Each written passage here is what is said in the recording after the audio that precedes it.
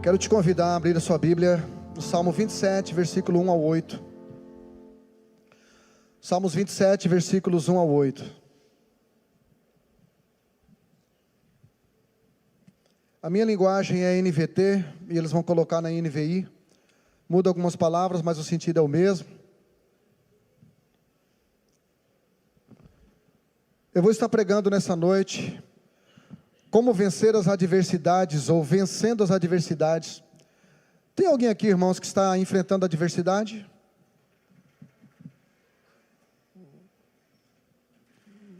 Faça assim com as duas mãos para receber. Eu profetizo que você tenha adversidades. Eu profetizo que a partir de amanhã, quando você acordar, as adversidades já vão estar te esperando na porta da tua casa, porque são as adversidades que nos levam para o propósito.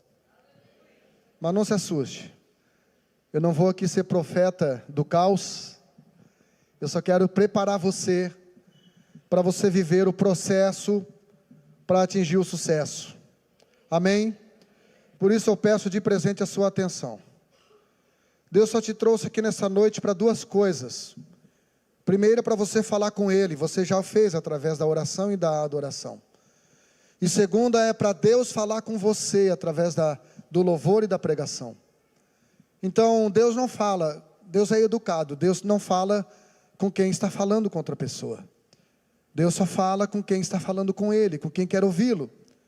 E esta palavra que você precisa prestar atenção para você ser ministrado ao seu coração e você entender o processo de tudo aquilo que você está enfrentando, de tudo aquilo que você está passando e não está entendendo. Então, eu vou estar lendo o primeiro versículo e vou estar dissertando até o 4 e depois, a partir do 5, daí eu vou parar de dissertar, vou entrar na mensagem e vou dissertar para você entender. Então o texto começa dizendo: o Senhor é a minha luz e a minha salvação. Pastor, como é que eu faço para enfrentar adversidades? Em primeiro lugar, tenha convicção de salvação, irmãos. Porque se você tiver convicção de salvação, você vai entender que você já está garantido. Você vai para o céu. Mesmo que você não tenha algumas coisas aqui na terra, você já está garantido, porque tudo já foi preparado por Ele. Amém? E o texto segue dizendo: então, por que ter medo? Ou de quem terei temor? É a mesma coisa. Pastor, como é que eu faço para vencer as adversidades? Primeiro, cuidado com os seus medos. Todos nós que aqui estamos, temos medo. E existem pessoas que têm medo de assumir que têm medo, porque se preocupam muito com o seu estereótipo, com o seu status.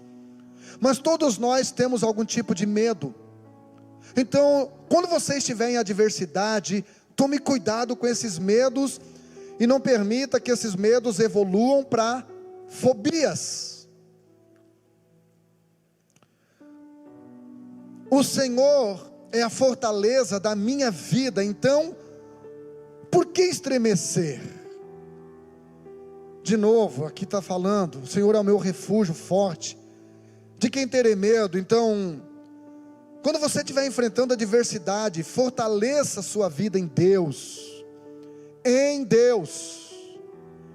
Versículo 2: quando os maus vierem para me destruir, quando os meus inimigos e adversários me atacarem, eles tropeçarão e cairão. Quando você enfrentar adversidade, cuidado com os adversários que tentam destruir você, que tentam destruir os teus sonhos, que tentam destruir os projetos que Deus estabeleceu para a sua vida. Versículo 3: ainda que um exército me cerque, meu coração não temerá. Cuidado com as suas lutas, com as suas batalhas. Tem gente que pensa que batalha espiritual, irmão, é algo que acontece na vida de alguns de vez em quando. Não, a batalha espiritual, ela começa desde o momento que você dobra os seus joelhos e recebe Jesus como seu Salvador. E hoje o crente está enfrentando algo que é pior do que uma batalha espiritual, que é uma batalha emocional dentro dele. Versículo 4: a única coisa que peço ao Senhor O meu maior desejo é morar na casa do Senhor todos os dias da minha vida, para contemplar a beleza do Senhor e aprender. Ali está falando buscar a sua orientação. Aqui na NVT fala meditar em seu templo. E eu gosto da tradução da linguagem original que diz, para aprender no seu santo templo. Então, quando você estiver enfrentando de adversidades, frequente ambientes ensináveis. Frequente ambientes onde você é ensinado a melhorar como ser humano, como marido, como esposa, como filho de Deus, como pai, como esposa.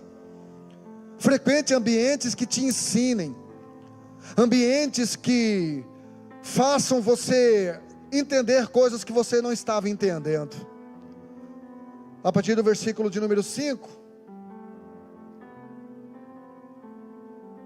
agora aqui eu quero abrir uma lacuna, para explicar para você o que é adversidade, e depois a gente vai voltar no versículo 5, tá, Lari?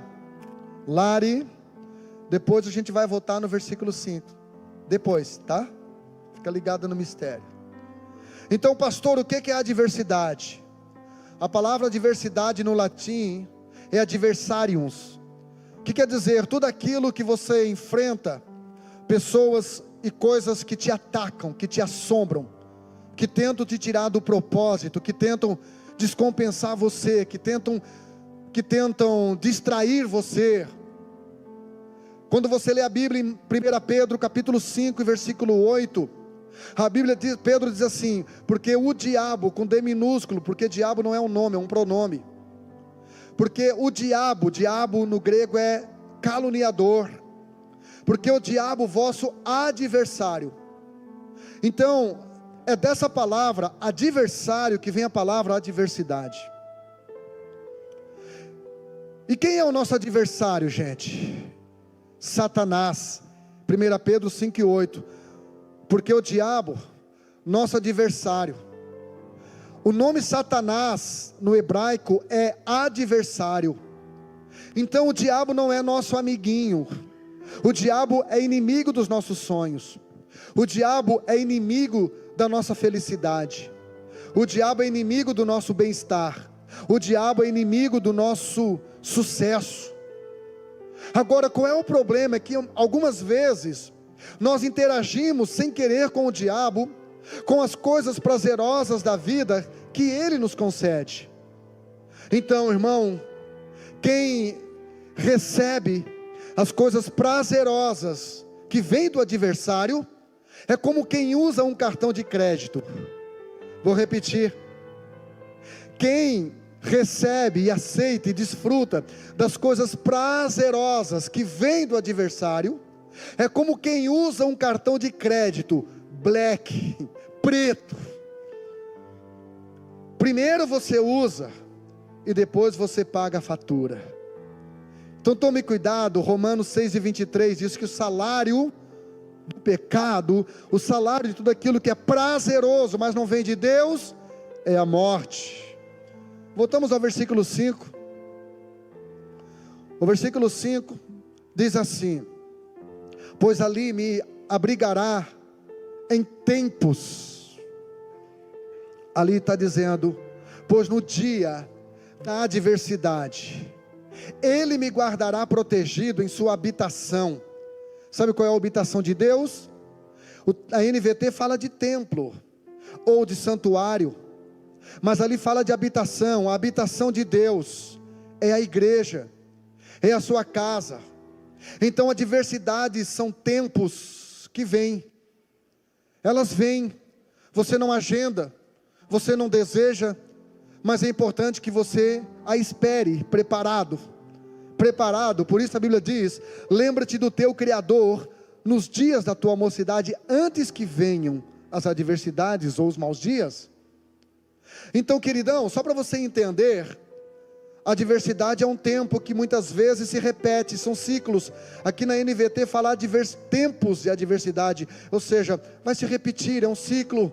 Você passa uma fase e diz, não, agora eu estou legal, acho que agora o diabo vai dar um tempinho aí de uns meses, e de repente ele vem de novo, e vem de novo, E nem sempre, às vezes, a adversidade vem pelo diabo, às vezes vem por Deus de novo. E aí segue dizendo o texto: e em seu santuário me esconderá. Diga comigo: os escolhidos serão escondidos por Deus e para Deus.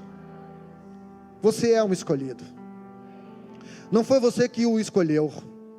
E Deus não escolheu você porque você era o melhor. Aliás, a Bíblia diz que Ele escolhe os loucos, os fracos e os que não são.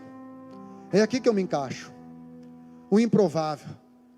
Então o escolhido é escondido. Por quem, pastor? Por Deus e para Deus.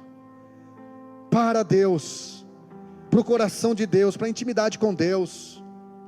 E aqui dizia: em seu santuário me esconderá. Então os escolhidos, eles serão escondidos por Deus na casa de Deus, e em segurança numa rocha alta me colocará. Então diga comigo: para vencer as adversidades. No 3, para vencer as adversidades. 1, 2, 3. Não se isole na tua casa. Aqui não precisava falar. Mas se esconda na casa de Deus. Se esconda em Deus. Porque o palácio e o castelo é o lugar mais fortificado de um reino.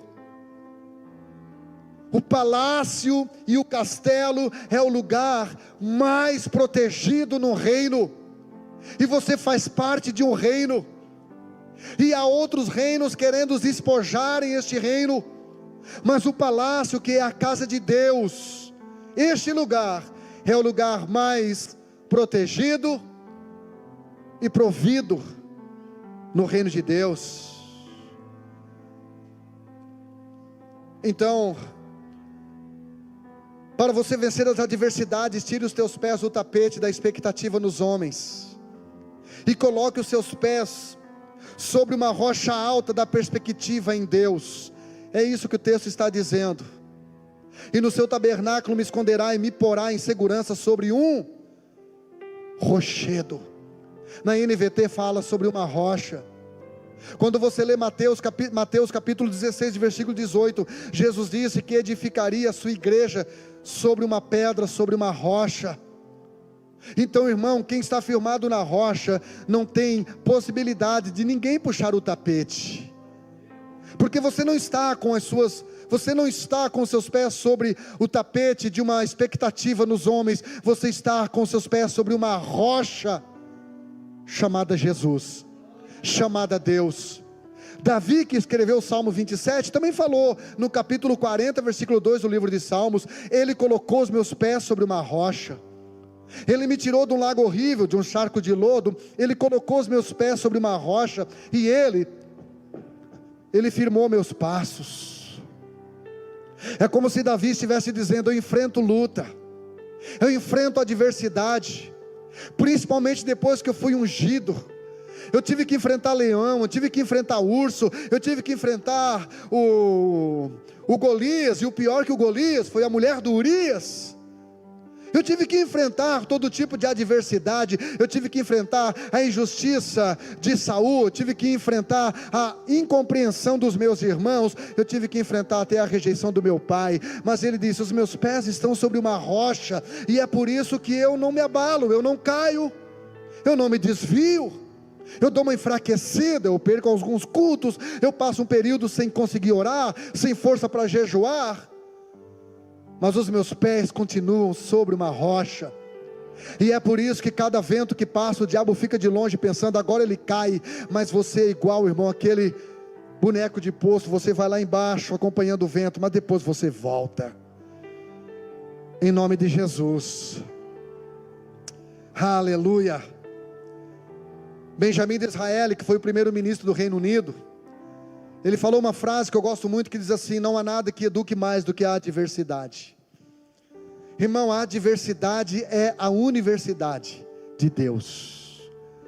É a adversidade que me ensina a ser crente de verdade.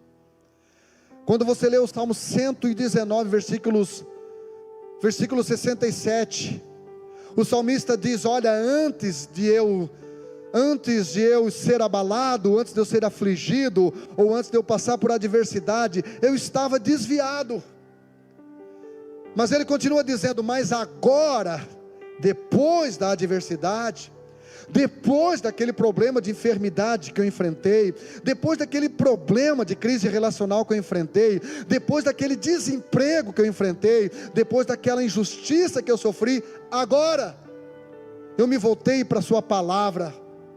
Então muitas das adversidades que Deus permite como universidade para a sua vida, serve para uma coisa: trazer você de volta para a palavra de Deus, trazer você de volta para confiar em Deus, trazer você de volta para as promessas de Deus. Esse livro está repleto de promessas de Deus, não só para pastores, mas também para você, para a igreja. Esse livro está repleto de promessas para a sua casa, para o seu trabalho, para a sua saúde, para o seu bolso.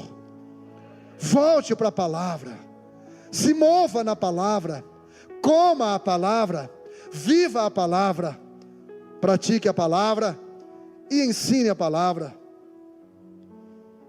A adversidade então é a seta do céu que aponta o caminho para voltarmos para Deus, ou voltarmos para a palavra de Deus. A adversidade é uma seta sinalizadora.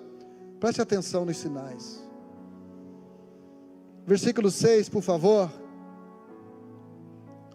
Então manterei a cabeça erguida acima dos inimigos que me cercam. Ali diz, então, triunfarei sobre os meus inimigos. Eu gosto da minha tradução que diz, eu manterei a cabeça erguida.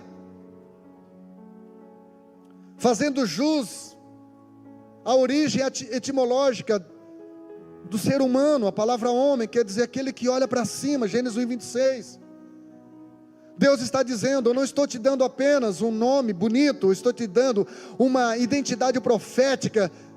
Quando tudo aqui embaixo estiver ruim, levante a sua cabeça, não olhe para os seus inimigos, não olhe para quem traiu você. Eu tenho certeza que quando Jesus estava naquela mesa com os 12 discípulos, o foco dele não estava em Judas, estava nos outros 11, que abalariam o mundo, que quando se convertessem de coração e quando entendessem o propósito, eles iriam por todo mundo. E por conta desses 11 homens, hoje eu e você conhecemos Jesus. Hoje eu e você temos o privilégio de estar neste domingo à noite adorando o Salvador. Então tire o foco do seu inimigo, senão você vai azedar seu coração. Tire o foco de quem foi injusto com você, de quem traiu você, de quem rejeitou você, de quem foi ingrato com você. O Davi está dizendo, eu levanto a minha cabeça e coloco os meus olhos acima dos meus inimigos. Isso chama-se maturidade, isso chama-se identidade. Então, para você vencer as adversidades, não baixe a tua cabeça para os teus inimigos, mas erga os teus olhos para o teu amigo. Você tem um pai lá em cima, que quer ser seu amigo. Ele chamou Abraão de amigo. E Jesus para os discípulos disse, eu não chamo vocês mais de servo, mas eu chamo vocês de meu amigo. A Bíblia diz, em Provérbios, capítulo 17, versículo 17, que em todo o tempo, o amigo de verdade continua amando. Só que na angústia, ou seja, na adversidade, é que nascem os irmãos. Quando você estiver enfrentando a adversidade, não olhe para ela, levante a sua cabeça, porque você não é dessa terra. Jesus disse, no mundo vocês terão adversidades, no mundo vocês terão aflição. Tenha bom ânimo, diga para alguém do lado aí, te anima, rapaz.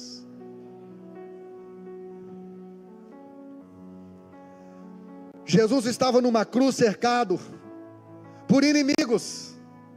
Jesus estava cercado por inimigos, soldados romanos, por religiosos judeus, patriotas seus. E Jesus estava rodeado por alguns discípulos, Pedro seguindo ele de longe, Tomé com aquela cara de incrédulo, de pastel, não acreditando, Aquela cara de pastel que você olha para a pessoa e não sabe se está gostando, se está detestando, porque não tem reação. Mas a Bíblia diz, em João capítulo 17, versículo 1, que Jesus, levantando os olhos aos céus, disse: Pai. Pastor, então é assim que se lida com a adversidade? É. Quando você enfrentar a adversidade na terra, levante os seus olhos para os céus. O céu é o único motivo porque o diabo te odeia.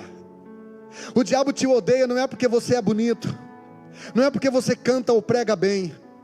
O diabo te odeia não é porque você é querido. O diabo te odeia porque ele sabe que enquanto ele vai morar no subsolo do inferno, as mansões celestiais estão te esperando, a cobertura celestial está te aguardando. Então não deixe a adversidade roubar isso do seu coração.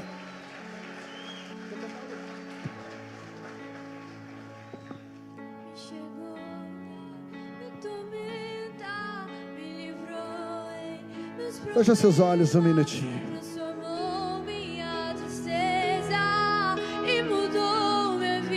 Feche seus olhos e adore Jesus. Me vestiu com roupas novas, pôs azeite em minha cabeça, me deu lugar na mesa. O meu Pai não me rejeita, me chegou na minha tormenta, me livrou em meus problemas.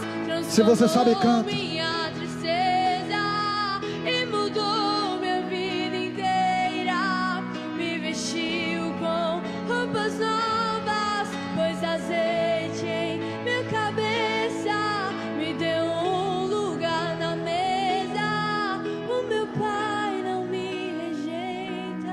Aleluia.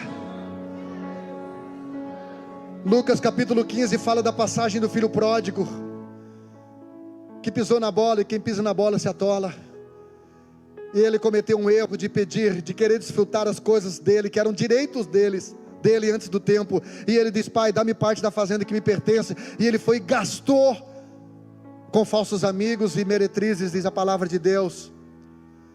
Só que eu amo essa passagem, irmão, porque quando chega no versículo 18, dentro de um chiqueiro, seus únicos amigos eram os porcos, e o seu único menu eram alfarrobas, ou seja, lavagem, na nossa linguagem.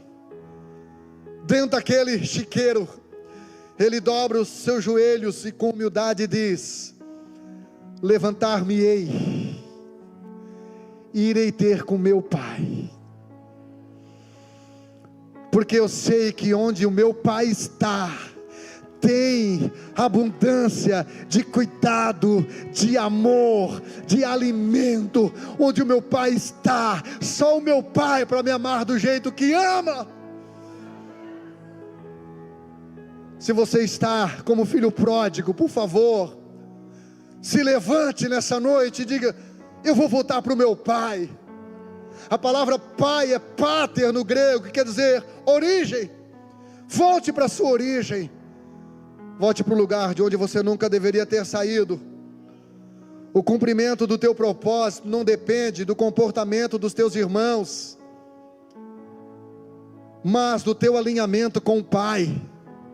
Se dependesse do irmão do filho pródigo, ele não seria aceito naquela casa. Se dependesse dos irmãos de José, José não realizaria seu sonho. Aliás, o sonho que Deus deu a ele. Mas o cumprimento do teu propósito não depende do comportamento dos teus irmãos, mas do alinhamento que você tem com o seu Pai. Pode se levantar os irmãos, e Deus vai usar alguns irmãos mesmo, para provar a tua resiliência, para provar a tua fé, para desenvolver a tua maturidade. Deus vai levantar sim. Somos uma família, entre tapas e beijos, ódio e desejos, paixão e loucura. Isso é família.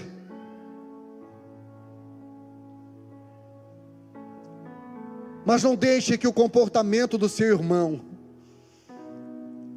não deixe que o comportamento de pessoas comprometa comprometa o chamado que Deus tem na sua vida. Quem está me entendendo aqui, diga eu. Então suas adversidades mostrarão as intenções daqueles que caminham com você. Quando você enfrentar a adversidade, as pessoas irão se revelar, as pessoas do teu relacionamento. Dizem que quando um barco começa a afundar, os primeiros a pularem fora são os ratos. O problema é que rato não sabe nadar, não como deveria. Então veja só, querido, nos momentos que você enfrentar lutas, a tua mulher vai se revelar, como a mulher de Jó se revelou. No momento que você enfrentar luta, irmã, talvez com a tua saúde, o seu marido vai se revelar. Porque tem cônjuges que são como andorinha, que se unem no verão da prosperidade, mas se abandonam no inverno da adversidade. Quando chega a crise, quando chega a frieza relacional, que todo casamento possui, que todo casamento passa. Então Provérbios, já falei, 17:17, em todo tempo amo o amigo, e na angústia nasce o irmão. No momento de adversidades, terão falsos amigos, que você prestou toda a confiança, que você confidenciou segredos, que você ajudou como se fosse, você ajudou mais essa pessoa do que você propriamente. Mas eles vão trocar você por outro novo, por outro melhor, por outro mais bonito talvez. Só que também haverá no tempo de adversidade, pessoas que você nem imaginou. Aliás, até são pessoas que você nem foi com a cara. Sabe aqueles crentes do santo, meu santo? Conhece? O crente meu santo? Ai, meu santo não bateu. Ai, meu santo bateu. Ai, meu santo não bateu. Que santo é esse? Que você não dá oportunidade para conhecer pessoas. Pastor, eu só faço um raio-x. A Bíblia diz que o coração do homem é enganoso. E já teve muitas vezes que o meu santo não bateu com uma pessoa, até eu conhecer quão maravilhosa era esta pessoa. E aí, aquela pessoa, irmão, ela na angústia nasceu como um irmão, como alguém que me ajudou nas horas que eu mais precisava. Eu quero profetizar sobre a sua vida. Deus irá conectar você com pessoas que te auxiliarão a enfrentarem e transporem essas adversidades. Deus vai te conectar com amigos pontuais que ajudarão você. Aproveite, não desperdice. Em nome de Jesus. Coloca para mim o versículo de número 6. Mantenha ele, o 6. Então triunfarei sobre os meus inimigos que me cercam, e em seu tabernáculo oferecerei sacrifícios com aclamações. Clamarei e louvarei ao Senhor. Pastor, o que esse texto está dizendo? Esse texto está te dando diretrizes, como que você tem que agir em tempo de adversidade, querido. Em tempo de luta, em tempo de adversidades, ofereça a tua melhor adoração sacrificial através da música. Porque Deus é musical. O louvor é um dos assuntos mais cêntricos da Bíblia Sagrada. Por quê, pastor? O louvor a música é uma das coisas que mais interfere na vida do ser humano. Por quê, pastor? Porque o ser humano é tricotômico, corpo, alma e espírito. E a música, ela tem 3 elementos: harmonia, melodia e ritmo. Por que 3, pastor? Porque é o Pai, o Filho e o Espírito Santo. Por que 3, pastor? Porque é Satanás, a besta e o falso profeta. Por que 3, pastor? Porque tem 3 céus: o céu atmosférico, o céu planetário e o terceiro céu, que é o céu invisível e divino. Por que 3, pastor? Porque existem 3 infernos também: o Hades, o Tártaro e o Geina, que é o lago de fogo. Então tudo fala na palavra de Deus, irmão.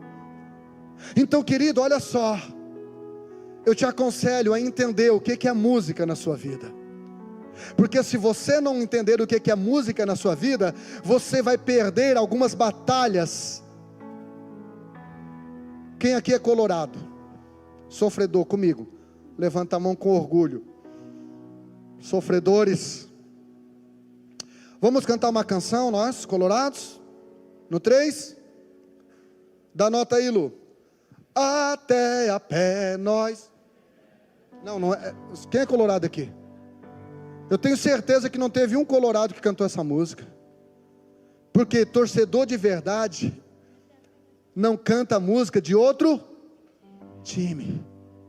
Mas a igreja é um time que adora a música do outro time, que escuta a música do outro time, que tem ídolos do outro time. A igreja é um time, o time de Deus, que ainda não entendeu o poder da música. Eu fui no jogo do Inter contra o São Paulo. O meu Inter moeu São Paulo do Charles, para a glória de Deus. E eu não vi a torcida do São Paulo cantando o hino do Inter, e nem a do Inter cantando o hino de São Paulo. Então, você precisa entender o poder da música. Se você soubesse o poder da música, você não chegaria no meio do louvor. Pastor, mas a Bíblia diz que Deus habita no meio. Irmão, Ele habita no meio, não chega no meio. Não tem coisa que mova mais o mundo espiritual do que a música. Por isso que isto foi uma das últimas coisas que Jesus fez. Depois que Ele ceou, a Bíblia diz que Jesus, tendo cantado o hino, depois foi para o Monte das Oliveiras. Então quando você for orar, coloque música. Mas pastor, se eu botar música em português, eu começo a cantar música. Coloque em inglês. Mas entenda o poder da música. Teve pessoas no Velho Testamento, teve situação no Velho Testamento, que 3 exércitos se reuniram contra o povo de Deus, contra o exército de Deus. E aí o rei se apavorou, Josafá, e foi falar com Deus. E disse: Deus, olha o tamanho, se um exército já é difícil de enfrentar, imagina 3 exércitos. Sabe qual foi o conselho que Deus deu para Josafá? Cante. Não se ofenda com o que eu vou falar. Quando a nossa igreja aprender a cantar, na hora do louvor, vai ter culto que não vai precisar nem o pastor Jean pregar. Quando a nossa igreja aprender a se entregar na hora da adoração, vai ter culto que não vai ser preciso nem o pastor Jean pregar. E não se ofenda, classe, mas quando os músicos dessa casa continuarem adorando, mesmo depois que eles descerem desse altar, vai ter culto que eu vou ter que pedir para eles subir de novo, porque eu não vou conseguir pregar. Então existem guerras que você só ganha cantando. Eu vou repetir. Existem guerras que você só ganha cantando. Nós passamos na frente de um bar ali, estavam 2 bêbados, assassinando a música do Zezé de Camargo. Estavam com uma caixa de som, um microfonezinho, eu passei, dei uma olhadinha, porque é o bar que meu irmão fica, eu passo ali sempre e olho ali, ver se ele está ali. E os bêbados estavam ali assim, ó, irmão, e eles fazem uma caída de cantor famoso, assim, ó. E é o amor. Na mente deles, eles estavam afinados, na nota. Sabe por quê? Porque eles estavam bêbados. E bêbado não está nem aí, se não conhece a pessoa, ele vai lá no abraço, ele beija.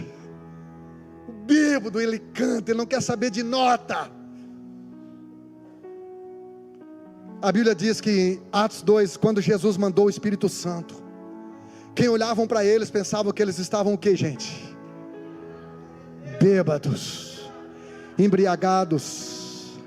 Diga para alguém do lado: abra sua boca e comece a beber, comece a beber, comece a beber, comece a beber. Comece a beber do manancial que está aqui nessa noite, querido. Há uma fonte inesgotável. Jesus disse: quem tem sede, venha a mim e beba.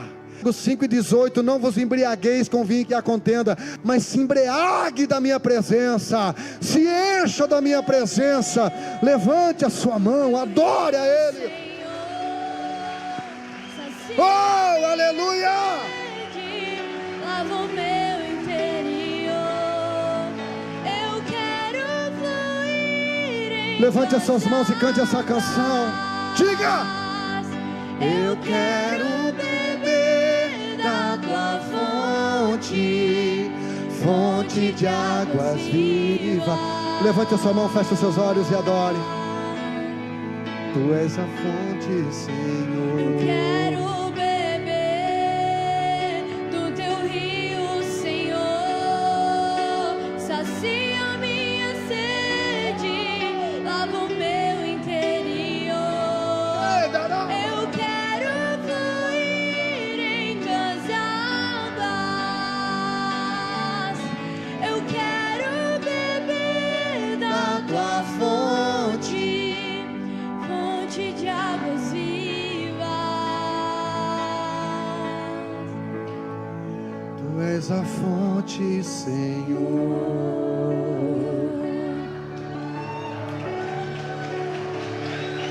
Tu és por quem a minha alma esperou. Levante as mãos e adore a Ele, adore. A fonte da vida que me encontrou. És o dom de Deus, o Messias, o meu Salvador. Tu és por quem a minha alma esperou. A fonte da vida que me encontrou. És o dom de Deus, o Messias, o meu Salvador. Segura aí, Lu. Versículo 7 diz: ouve minha oração, ó Senhor, tem compaixão de mim. Então, para você vencer as adversidades, coloca para mim, por favor, não deixe de fazer aquilo que deixa o diabo endemoniado. Em tempo de adversidades, não deixe de fazer a única coisa que o diabo tem medo: orar. Quando você estiver enfrentando, pastor, eu não estou entendendo nada, corra para o seu secreto e vá orar. Você não tem que entender, você só tem que obedecer, querido. Você só tem que relaxar e confiar. Você só tem que crer que o Deus que falou vai cumprir as promessas na sua vida. Você pode até pedir ajuda para o seu líder de célula, para o seu pastor. Você pode até pedir um feedback para um bom amigo lá da sua empresa ou da igreja. Você pode até pedir um conselho de algum sábio, mas espere a resposta de Deus. É o que o texto está falando.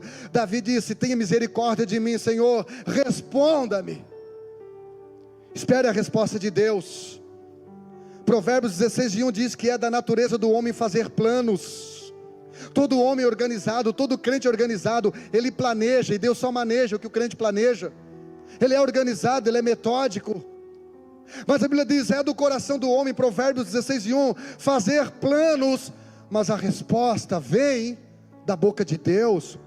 Não se mova antes de Deus falar, não decida antes de Deus falar. Toda decisão que começa com precipitação, termina com decepção. Eu vou repetir, olha aqui para minha gravata. Toda decisão que começa com precipitação, termina com decepção. Então espere a resposta de Deus. Se o céu está calado com você, não queira ouvir opiniões da terra, palpites da terra. Espere. Deus não vai deixar você sem resposta. Talvez Ele vai submeter você a um silêncio. Talvez Ele vai submeter você a um não temporário. Mas Ele vai responder você. O que nos atrapalha não é a adversidade, é a ansiedade, irmão. E todo ansioso, ele é vaidoso, e ele quer brincar com Deus. Ele quer brincar de Deus, porque ele quer que as coisas aconteçam do seu jeito e no seu tempo. E é por isso que tem tanto crente desanimado, exausto, diante das suas lutas. O sucesso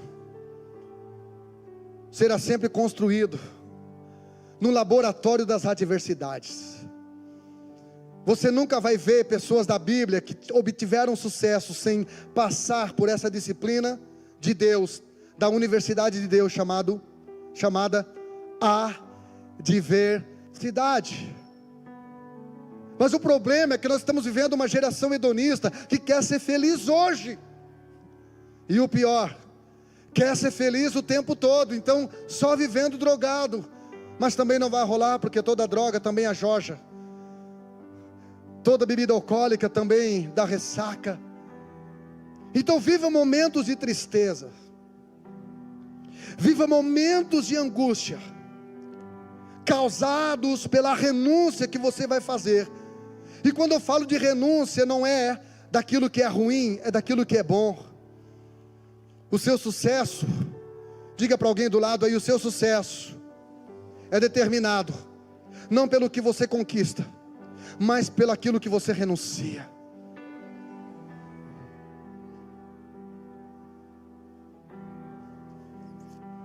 José teve um sonho, passou por adversidade até que esse sonho se realizasse. 12 anos passaram. Davi recebeu uma unção, Gênesis capítulo 37, José, 1 Samuel capítulo 16, Davi recebeu uma unção sobre a vida dele. Mas passou-se 20 anos até que aquela unção profética, aquela profecia de Samuel se cumprisse. E você acha que está esperando há muito tempo? Não desista agora. Versículo 8, por favor. Versículo 8 diz: a teu respeito diz o meu coração. Olha aqui, Deus dizendo para Davi: o meu coração, Davi, fala a teu respeito. Busca a minha face. Tem tradução que diz: busca a minha presença. Aí ali está dizendo: a tua face, Senhor, buscarei. Mas eu acho mais bonita a versão NVT. Olha que coisa linda. Meu coração ouviu tua voz dizer: venha, entre na minha presença. Olha o que Davi fala: e o meu coração respondeu: Senhor, eu irei. Davi não respondeu com a boca, Davi respondeu com o seu coração. Há uma palavra de Moody que eu gosto muito, se você quiser anote aí. Moody diz que é melhor uma boca sem palavras do que 100 palavras sem coração, sem sentimento. Deus não se importa com o quanto você sabe sobre Ele, até que Deus saiba o quanto você se importa em agradar o coração dEle. Em tempo de adversidades, ouça o Senhor falando contigo. Ouça a voz de Deus te chamando para a sua presença. Só que para isso você precisa ter sensibilidade auditiva. Talvez você esteja em lugares barulhentos, talvez você tenha deixado a sua alma, a sua matraca interior aí, ó, falar muita coisa no seu ouvido.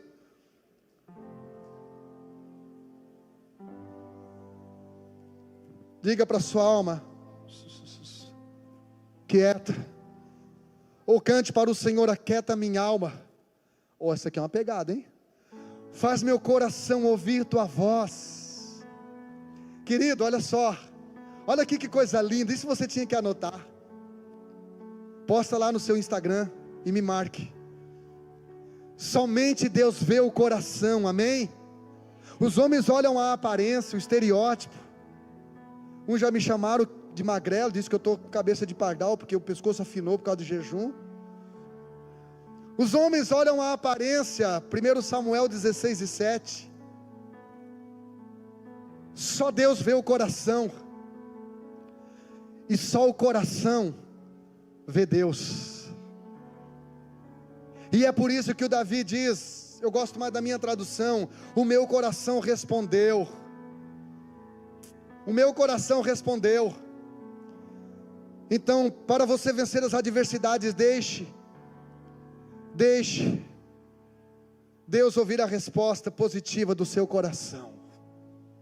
Feche seus olhos. Mande o seu cérebro dizer para o seu coração agora, fala sim para Ele.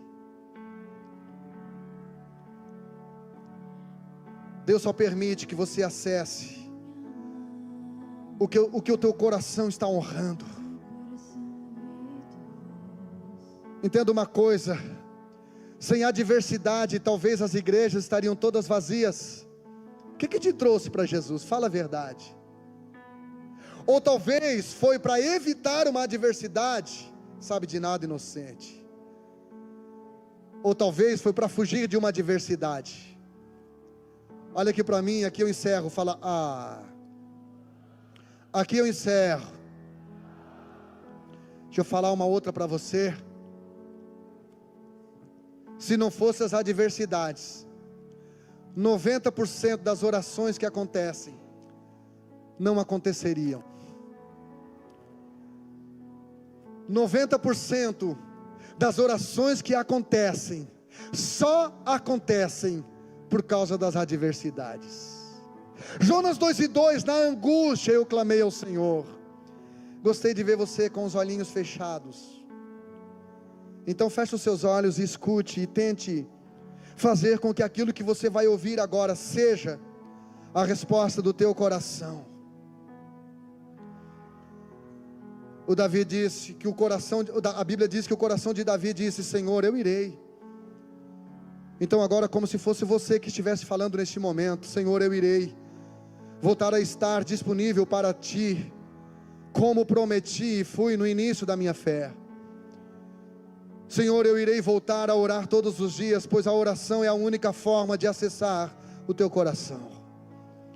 Senhor, eu irei voltar a ler a Bíblia por todos os dias, pois esta é a única forma de acessar e conhecer as promessas do Senhor. Senhor, eu irei voltar a jejuar, pois esta é a única forma de submeter minha carne a Deus 100%. Eu irei me comprometer com a agenda da igreja, pois quanto mais eu me envolvo, menos tempo eu tenho para fazer besteira. Eu irei ser dizimista a Deus, pois sei que sou uma pessoa que Deus levantou e conta nesta casa para abençoá-la financeiramente. Eu irei chegar meia hora antes do culto, começar para interagir com a minha família espiritual. Eu irei me comprometer com as células, pois esta é a única forma de sermos uma igreja relacional.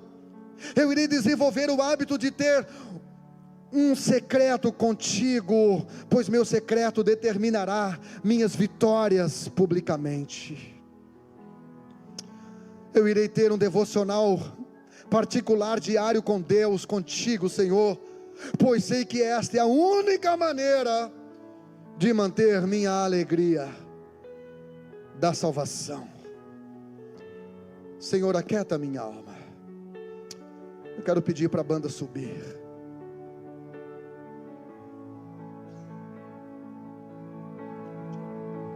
Sei que mesmo sem entender, você está no controle, então me esconda no teu coração. Fique em pé. Me amarra a ti, pra eu não desistir.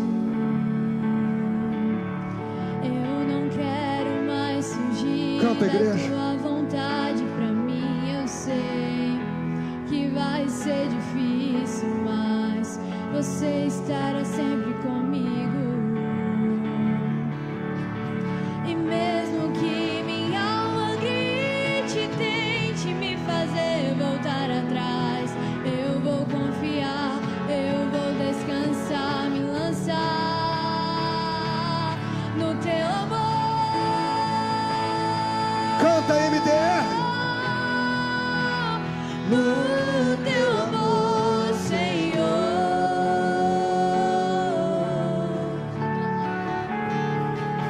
O tempo não pode apagar as minhas almas, nunca levarão a ver. Diga. E você sente por mim, eu sei que tudo vai se cumprir.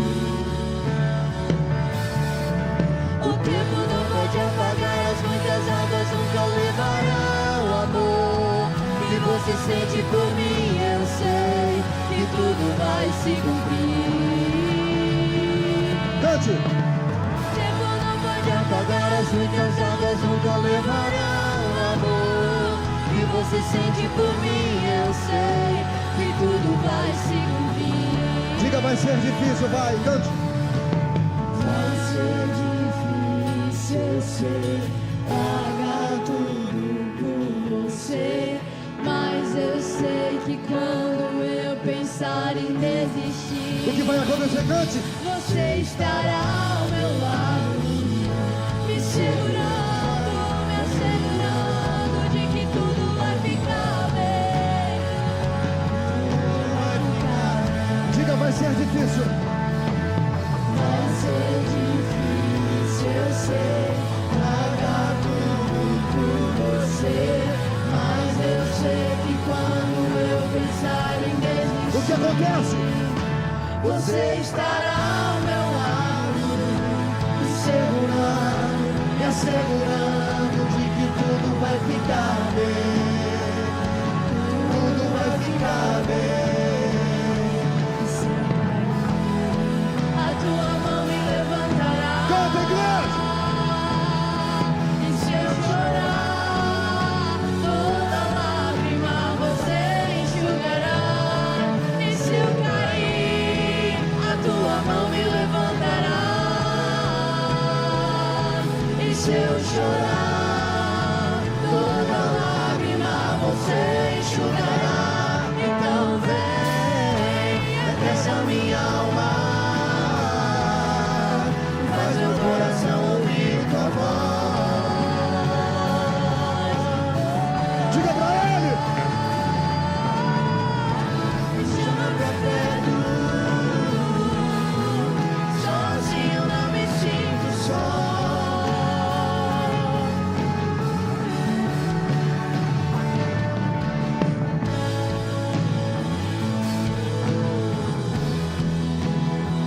Oséias, capítulo 2, versículo 14, está escrito: Deus dizendo para o seu povo: porque eu te atrairei e te levarei ao deserto, e ali no deserto eu falarei ao teu coração. É como se Deus estivesse dizendo: eu queria falar com você lá no shopping, mas você estava tão distraído.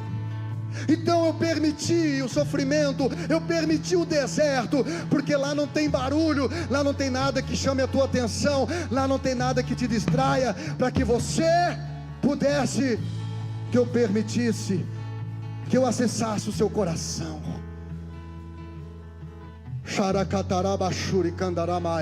Depois dessa mensagem, irmão, você vai começar a ver as suas lutas com outros olhos, de maneira diferente, entendendo o propósito do sofrimento, entendendo que a adversidade é universidade. Deus não quer matar você, aliás, Ele quer sim. Deus quer matar você, Deus quer acabar com a gente, Deus quer acabar com a nossa natureza. Deus não quer ferir o teu ego, Ele quer matar ele. Porque a Bíblia diz: dias virão em que os mortos ouvirão a voz.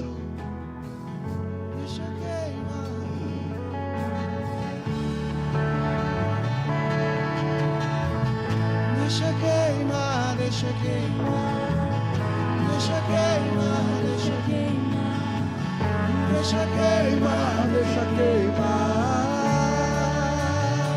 Levante a mão e diga: Deixa queimar, deixa queimar, deixa queimar, deixa queimar, deixa queimar, deixa queimar. Deixa queimar, deixa queimar, deixa queimar, deixa queimar, deixa queimar, deixa queimar.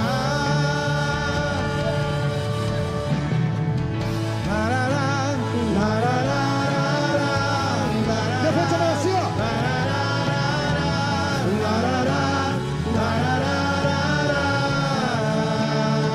Mais uma vez, diga: